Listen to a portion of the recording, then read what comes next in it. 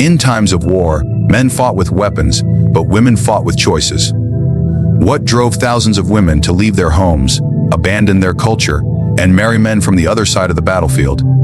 Today, we uncover what wartime documents reveal about female hypergamy and the secret strategies of survival and power hidden within the war bride phenomenon.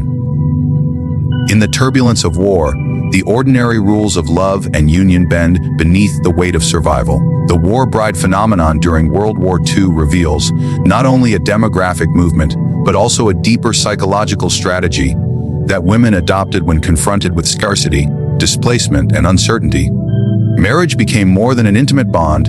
It transformed into a calculated move, a shield against the chaos of the collapsing world. For many women, the absence of stability in their homelands, bombed cities, famine, loss of family members, and weakened social structures forced them to look beyond tradition and into the realm of strategy. Choosing a husband from among victorious soldiers was not always a romantic decision. Often, it was a path toward food, shelter, security, and the possibility of a future beyond ruin. Documents from the era show how widespread this phenomenon was. In Britain, France, Italy, Germany, and across Asia, thousands of women entered marriages with foreign servicemen, often within months of first meeting. To the casual eye, these unions could be mistaken for passionate encounters born in the urgency of wartime. Yet when viewed through the lens of psychology and power, the pattern becomes clear. These marriages were less about fleeting desire and more about aligning oneself with the side that offered survival. Women, sensing the weakness of defeated men who could not provide stability, turned instead toward the victorious, who carried not just rations and uniforms, but the promise of safety in a destabilized world. The decision to marry a soldier from an occupying or allied force was also influenced by the scarcity of eligible men in home countries. Millions of men had been killed, maimed, or taken prisoner. The local pool of potential partners was diminished, and those who remained often carried the weight of trauma, poverty, and social displacement. In contrast, the presence of foreign soldiers represented vigor, resources, and a clear connection to nations that had the power to rebuild. Marriage, therefore, was not only a personal adaptation, but also a reflection of hypergamous instincts heightened by wartime conditions. Choosing a partner not simply for affection, but for the strength and opportunities he embodied. Marriage in this context extended beyond survival on the battlefield. It was survival against hunger, homelessness, and social collapse. For example, American GIs in Europe often had access to food, supplies, and money that local men could not offer. For a woman whose family was starving, the decision to align with such a man was not purely emotional. It was strategic, a recognition that stability required aligning with the source of power and resources. War brides who later migrated to America, Canada, or Australia carried with them the symbolic proof of this strategy. They had crossed not just cultural boundaries, but also the boundaries of survival, leaving behind nations that could no longer offer them security. Governments themselves recorded this phenomenon with both interest and unease. Immigration officials documented the rising number of foreign wives entering their countries, while military authorities issued guidelines and restrictions about such unions. These documents, when examined closely, reveal a hidden dimension of war, women maneuvering within the battlefield of survival, using marriage as a means to secure not just themselves, but also their children's futures. In many ways, these marriages were parallel to treaties, alliances formed not only out of sentiment, but from necessity, strategy, and the recognition of power's shifting balance. War is not only a struggle of nations, it is also a silent rearrangement of human psychology. The war bride phenomenon reveals how women instinctively adapted their loyalties and choices when the traditional structures of male authority crumbled. In normal times, men provided protection, stability, and order within families and societies. Yet during World War II, millions of men were killed, captured, or rendered powerless by defeat. The women left behind faced an altered reality. The men they once depended upon no longer held strength in their hands. Their roles as guardians of the home collapsed alongside the destruction of the state. In this void, women turned their gaze toward new figures of authority, men who represented not loss but victory, not weakness but dominance. This shift was not always conscious in the romantic sense, but deeply psychological. The victorious soldier symbolized not only military might, but also the possibility of survival and security. His uniform carried authority, his access to resources demonstrated power, and his presence in conquered lands reflected who now controlled the future. In the psychology of power, alignment with dominance is a survival mechanism, and this was mirrored in the decisions of countless women who chose to marry foreign soldiers. They were not abandoning love, so much as recalibrating their lives to the new balance of strength that surrounded them. To remain tied to a defeated man meant sharing in his scarcity and despair. To attach oneself to a victor meant opening the door to resources, protection, and renewed hope. The documents of the era reveal countless examples of this realignment. Allied occupation forces, particularly American and British soldiers, became symbolic of stability. They carried with them not only weapons, but also supplies, food, and money. Their very presence conveyed control over both territory and destiny. For women, whose survival depended on securing protection and sustenance, the attraction to such men was less about fleeting passion and more about recognizing where the balance of power had shifted. Hypergamy in this context was not merely instinct, but an acute reading of the battlefield of society itself. To marry upward was to survive upward, to escape the sinking weight of defeat by grasping the hand of victory. This phenomenon also reveals the fragility of traditional loyalty when power is stripped away. Women whose fathers, brothers, and husbands could no longer provide faced a brutal reality. Love bound to weakness became a liability. The instinct to ensure survival overrode the sentiment of continuity. This does not diminish the emotional connections women may have had, but illuminates how survival strategies prioritize strength over sentiment. A uniform, a ration card, or a transport ship became symbols of life, while the defeated man's silence and empty hands became reminders of death and loss. Psychologically, this shift was also reinforced by the cultural dominance of victors. Soldiers from occupying armies often represented nations that were stable, wealthy, and untouched by devastation compared to the ruins left in Europe or Asia. The allure was not just the man himself, but the world he represented. For a woman standing among ruins, the promise of a new life in America, Britain, or Australia was as much about aligning with power as it was about escaping decline. To embrace the victorious was to embrace the future. To remain with the defeated was to remain chained to a fading past. The war bride phenomenon of World War II was not only a matter of individual unions, but also a mass movement across cultural boundaries. Women who chose to marry foreign soldiers often found themselves leaving behind not just their families and homelands, but also their languages, traditions, and collective identities. This decision was not purely personal.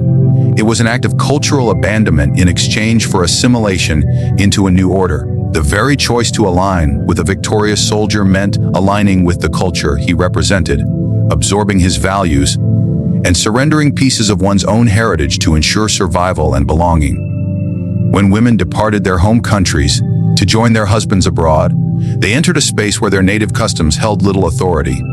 Many left war-ravaged Europe for countries like the United States, Canada, and Australia, where abundance stood in stark contrast to the ruins of their homelands. Yet the price of this transition was high. Assimilation demanded silence about old ways that seemed foreign or out of place in their new environments.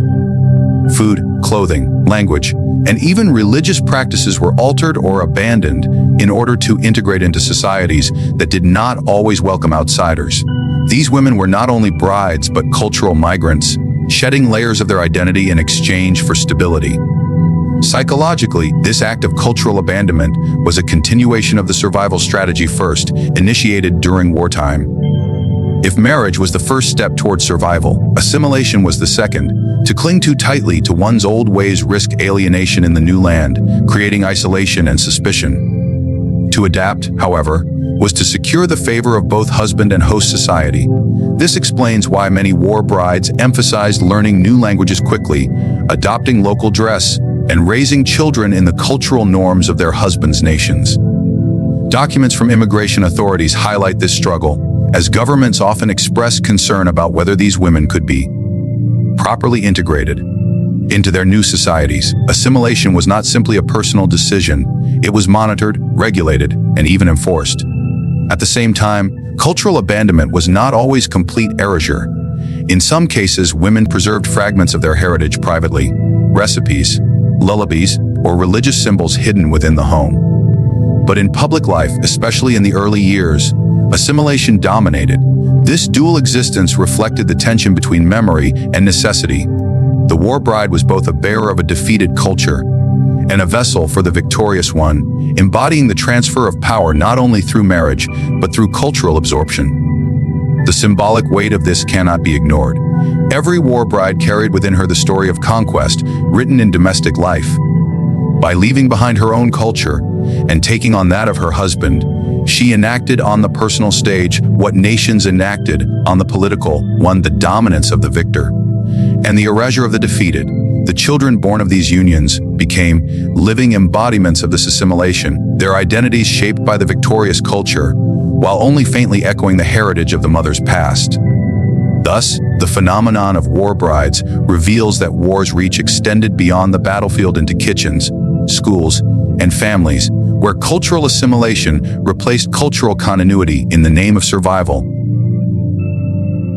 The war bride phenomenon of World War II is not only preserved in the memories of those who lived it, but also in the vast archive of official documents that recorded each union, migration, and transition.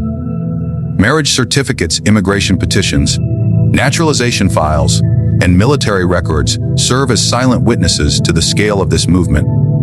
These documents were not merely administrative necessities, they became symbols of strategy, survival, and transformation. In an age where personal choices were deeply intertwined with global conflict, paperwork became as powerful as weapons, securing women and their children's safe passage into the world of victors. The documents themselves reveal a pattern that transcends individual love stories. Military authorities kept meticulous records of foreign marriages, often scrutinizing them with suspicion. Immigration officials in countries such as the United States, Britain, Canada, and Australia processed thousands of applications from women who sought to follow their soldier husbands across oceans. Each stamped approval, each signed petition, marked a crossing not just of borders, but of cultural and social hierarchies. These papers told the story of how women shifted allegiance from the defeated to the victorious, formalizing in law what had already occurred in the psychological and social realm. Marriage certificates carried a symbolic weight greater than their immediate function. In war-torn societies, they became passports to security, proof that survival had been achieved through union with strength. The defeated had little to offer, but the victorious, backed by governments and resources, could transform the bride's future. Immigration records further illustrate how women became entwined in the bureaucratic machinery of nations. What began as intimate decisions between two individuals soon expanded into matters of state policy. Officials debated the risks of cultural integration, worried about language barriers, and questioned the authenticity of some unions.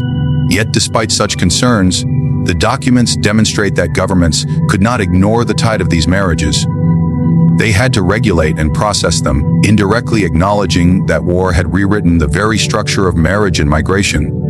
Naturalization records show the depth of assimilation required. Women who left their countries behind often surrendered their original citizenship, exchanging it for the legal identity of their husband's nation. This act of paperwork was also an act of cultural erasure, codified by governments and enforced by law.